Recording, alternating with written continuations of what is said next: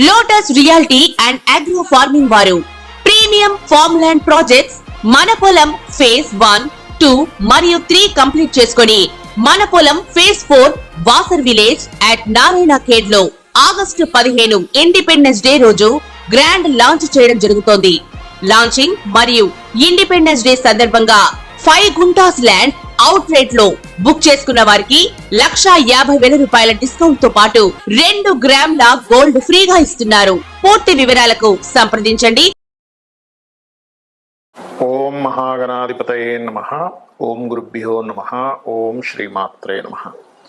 పరమేశ్వర స్వరూపమైనటువంటి జ్యోతిష, వాస్తు మరియు ఇతర అనేకమైనటువంటి శాస్త్రములను మనకు అందించినటువంటి మహర్షులకి నమస్కారం. హయగ్రీవ హయగ్రీవ హయగ్రీవేతియో వధేత్తస్య నిస్సరతే వాణి జన్హుకన్యా ప్రవాహవత్. అరుణాం కరుణాతరంగితాక్షీం ధృతపాశాంకుశపుష్పబాణ చాపాం అనిమాదిభిరావృతాం మయూకైః అహమిత్యేవ విభావయే భవానీం. శ్రీమాత్రే నమః. ప్రేక్షకులకి ఆ లలితాంబిక అమ్మవారి యొక్క అనుగ్రహం పరిపూర్ణంగా కలగాలని మనస్ఫూర్తి కోరుకుంటూ, మనకి ఇప్పుడు మనం చెప్పుకోబోయేటువంటిది ఏంటంటే కుజుడుకు సంబంధించింది. చాలామంది స్తంభన అనుకుంటున్నారు, కానీ కుజ స్తంభన కాదు. అది కుజుడు నీచ పొందుతున్నాడు.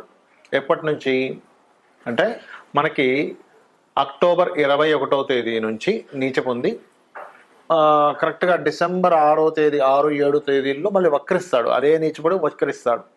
వక్రించి జనవరి 22వ తేదీ వరకు వక్రించి మళ్ళా కర్కాటకంలోనే ఉంటాడు. అంటే దాదాపుగా ఆయన ఎంటర్ అవ్వడము ప్లస్ వక్రించి అక్కడే ఉండడం.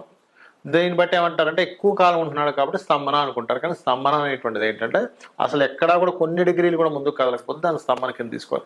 స్లో మూమెంట్ ఉంది కాబట్టి కొంతమంది స్తంభన అంటారు. బట్ అక్కడ ఇచ్చే ఫలితం చూడాలి. స్తంభించినా, వక్రించినా, నీచబడ్డా, అంటే ఒకవైపు నీచబడున్నాడు, వక్రించున్నాడు.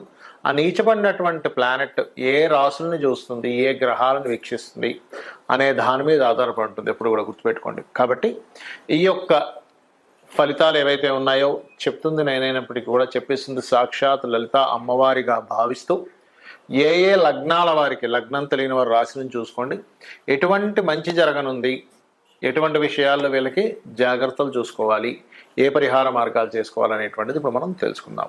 మిథున లగ్నము, మిథున రాశి.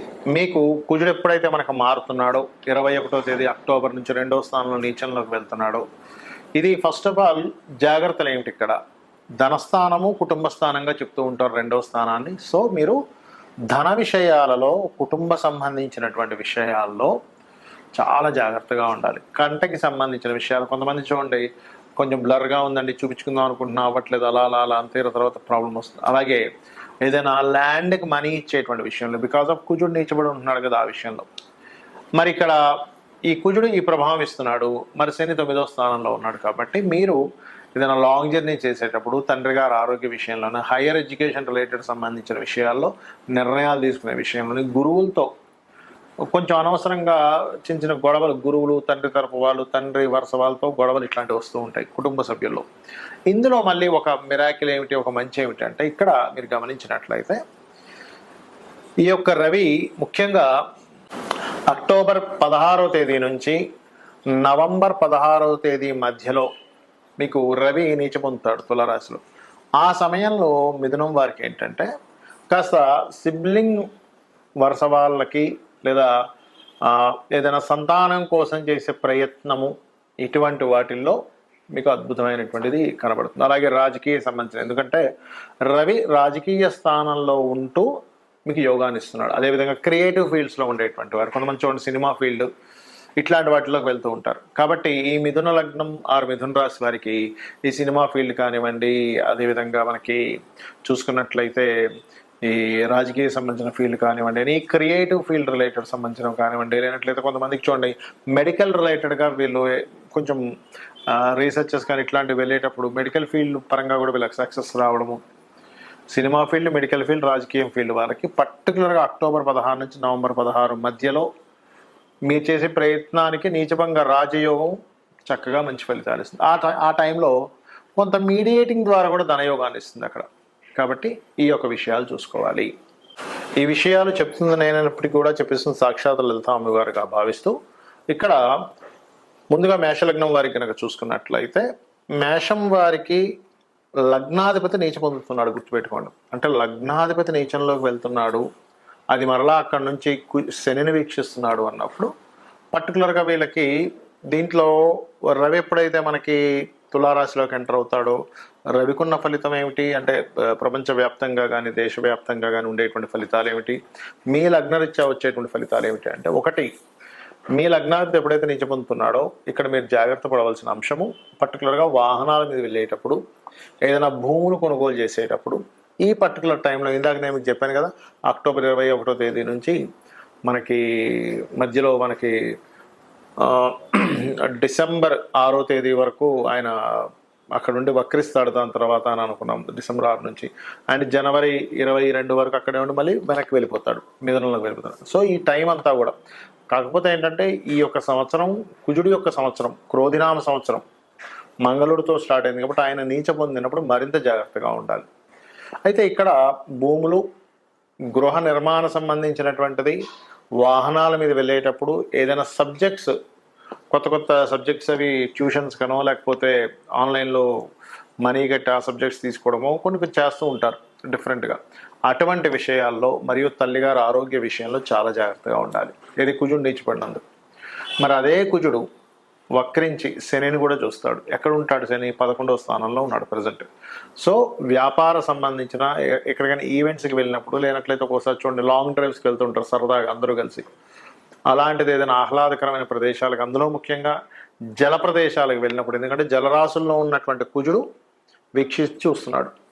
ఎప్పుడైనా ఈ పాపగ్రహాలు జలరాశుల్లో ఉన్నప్పుడు దాని ప్రభావాన్ని పెంచుతూ ఉంటాయి. మనం లాస్ట్ టైం చెప్పుకున్నాం 10 నెలల క్రితం, రాహువు జలరాశుల్లోకి వస్తున్నాడు, జల ప్రళయాలు వస్తాయని. ఎందుకంటే జలరాశుల్లో ఉన్నాడు కాబట్టి ఏంటంటే ఈ జాగ్రత్త ఖచ్చితంగా తీసుకోవాలి. మరి ఇక్కడ మంచి కూడా అన్నారు కదా, ఏమిటంటే ఆ మంచి ఏమైనా ఉంటుందా అంటే, ఇక్కడ రవి ఎప్పుడైతే మనకి తులారాశిలోకి సంచరిస్తాడో అంటే పర్టికులర్గా ఈ అక్టోబర్ 16 నుంచి నవంబర్ 16 సమయంలో, గుర్తుపెట్టుకోండి, అక్టోబర్ 16 నుంచి నవంబర్ 16 మధ్యలో రవి తులలోనే ఉంటాడు. ఎప్పుడైతే తులారాశిలో ఉంటాడు రవి, ఆ సమయంలో ఈ కుజుడి యొక్క దృష్టి రవి మీద పడ్డందుకు పార్ట్నర్స్ వల్ల కానీ లేకపోతే జీవిత భాగస్వామి వల్ల కానీ ఒక గొడవలాగా జరిగి మళ్ళీ అది మంచిగా, అంటే కొంత స్ట్రెస్ ఉంటుంది ఆ పార్ట్నర్స్ బిజినెస్లు అండ్ అలాగే సంతాన సంబంధించినటువంటి విషయాలు. ఒక్కోసారి చూడండి, అమ్మ సంతానం ఇంకా కలగరన్నారండి కానీ ఏంటో లక్కీగా అయింది అంటూ ఉంటాం. లేదా రాజకీయ సంబంధించిన, ఎందుకంటే పంచమాధిపతి నీచభంగ రాజ్యంలోకి వెళ్ళారు అక్కడ. కాబట్టి మేషం వారికి సడన్గా ఏదో ఒక, అంటే ప్రభుత్వం మీద ఏదో వ్యతిరేకత రావడం వల్ల మీరు దాని ద్వారా మీరు హైలైట్ అవ్వడము, మేషం వారు పర్టికులర్గా ఇట్లాంటివి చూపిస్తున్నాయి. బికాజ్ ఆఫ్ పంచమం ఈ సంతానాన్ని, ఫ్రెండ్స్ని, మీ యొక్క ఆలోచన విధానాన్ని, మీ యొక్క ప్లానింగ్ని, మరియు అదేవిధంగా రాజకీయ సంబంధించిన విషయాల్లో సడన్గా ఒక మిరాకిల్ లాగా జరిగేటువంటి యోగాన్ని ఇస్తాడు అక్కడ రవి. కాబట్టి ఈ జాగ్రత్తలు ఇవి తీసుకోవాలి. మరి రెమెడీ ఏం చేసుకోవాలి? కుజుడు శని గ్రహాల దగ్గర దీపారాధన చేయండి, వీలైతే రవిగ్రహం దగ్గర కూడా దీపారాధన చేయండి. గోవుకి బెల్లము, క్యారెట్స్ తినిపించండి, అన్ని విధాలా బాగుంటుంది. ఇక మనము దేశవ్యాప్తంగా ప్రపంచవ్యాప్తంగా ఎటువంటి ఫలితాలు వస్తాయో కూడా తెలుసుకుందాం.